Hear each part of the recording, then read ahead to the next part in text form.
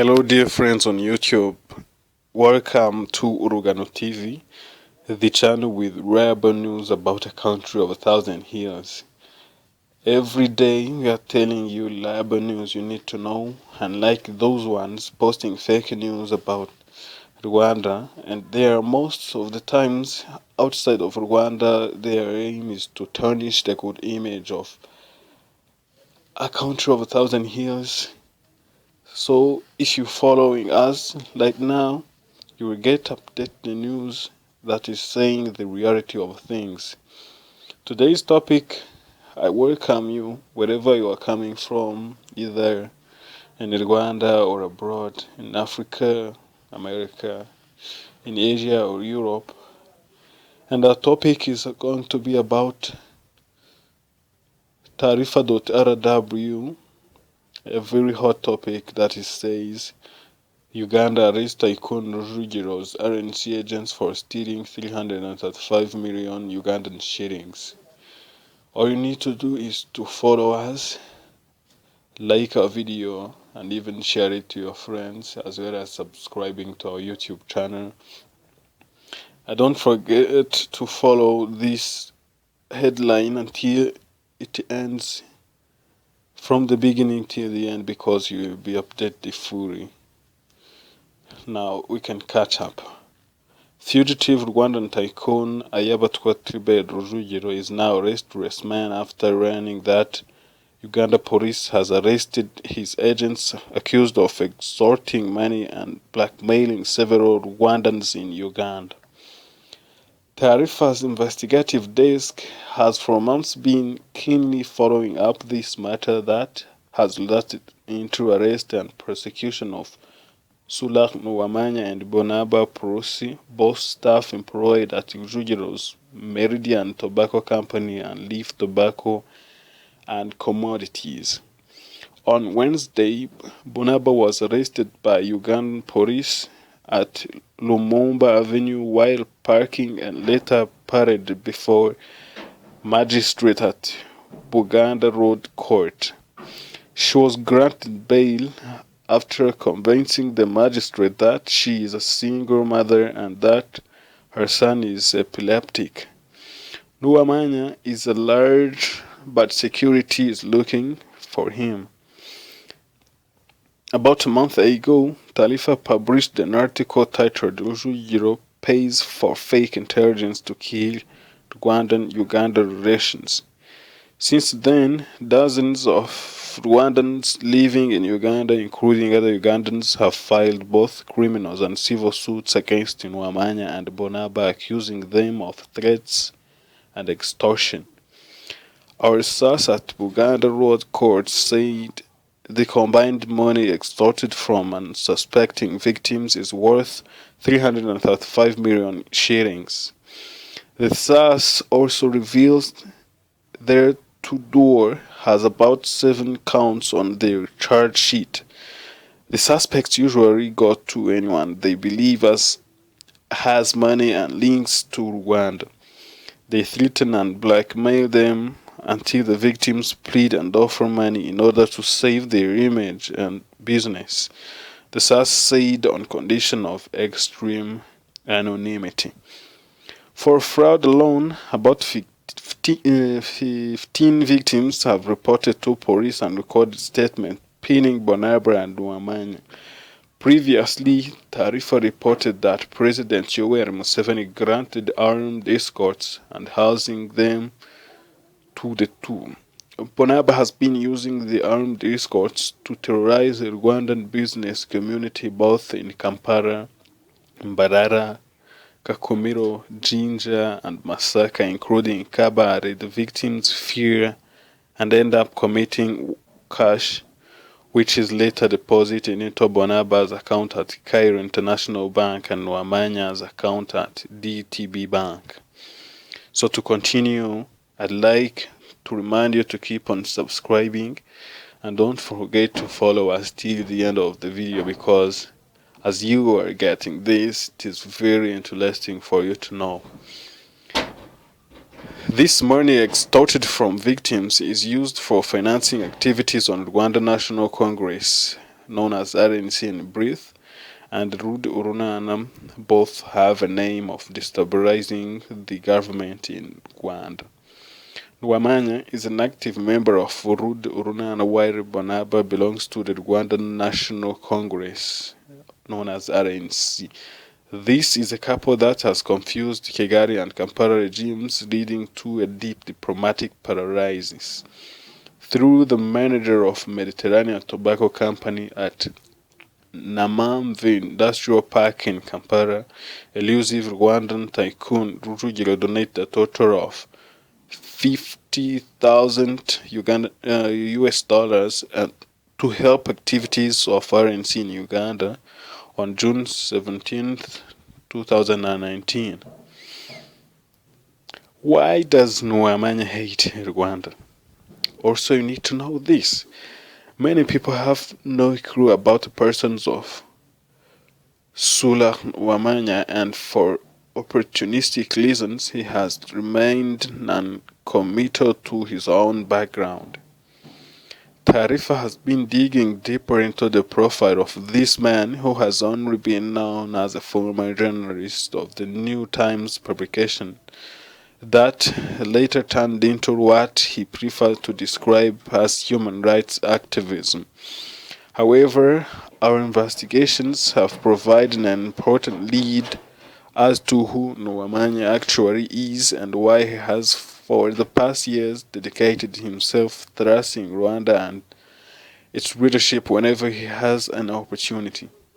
For Rwandans that once lived in Uganda as refugees may clearly know or relate to a man known as Haji Kalanzi Adam Elias Pamba, born to a Maganda father and Munyankole mother. They were resident in Ntungamo district, and Haji Kalanzi Adam, known in Ntungamo as Gwanyizire, fathered Nuwamanya Sulah from a Munyankole woman, Tilabingwa from Bushenyi district in western Uganda, and was a part of a group of other wives as required of the Islamic faith. However, Kalanzi is said to have relocated to Kayanza in the central region of Uganda and worked as a trader and driver. And I'm sorry for reading these names, they are a bit difficult for me right now, but I'm trying as much as I can. This area was highly inhabited by thousands of Rwandan refugees for decades. It is in Kayanza that Mzee Kalanzi has deep mingling and interaction with Rwandans. Months after the liberation of Rwanda in 1994, Mzee Kalanzi transported hundreds of Rwandan refugees back to Rwanda and made a very big profit because he was well known by the returning refugees. Business was good, and Mzee Kalanzi was convinced that Rwanda offered several opportunities. He decided to establish himself in a country of his former Kayanza friends and neighbors. He later brought his son Sulah Nuwamanya to study in Rwanda from Kigali International Academy and later National University of Rwanda. In the late 1990s, Kalanzi was being rumored to be a part of a group of armed highway robbers that usually waylaid Rwandan and Ugandan traders. But he was also involved in several looting sprees inside Rwanda and taking the loot to Uganda for sale. He made too much money and life was good then. Just like the saying goes, that there are 40 days of a thief, a nasty robbery incident was executed in Uganda and 4 traders, including the 2 Rwandans, were shot dead and robbed mercilessly. It turned out that the victims were actually friends with Kalanzi. Kalanzi and his cunning characters was the first to provide information to Ugandan security, accusing Rwandan of being behind the murder of the traders. When the Ugandan security investigated the matter, they discovered that indeed Mzee Kalanzi was the principal assassin that had both killed and robbed his fellow traders. Uganda authorities arrested Kalanzi and subjected him to a lengthy court trial which ended in 2003.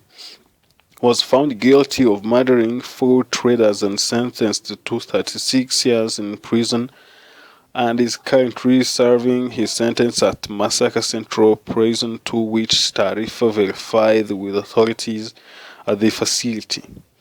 Ever since Kalanzi began his prison sentence, he has convinced his son Nuwamanya that Rwanda was behind his imprisonment, and the son has since decided to carry on his hatred against the government in Kigali.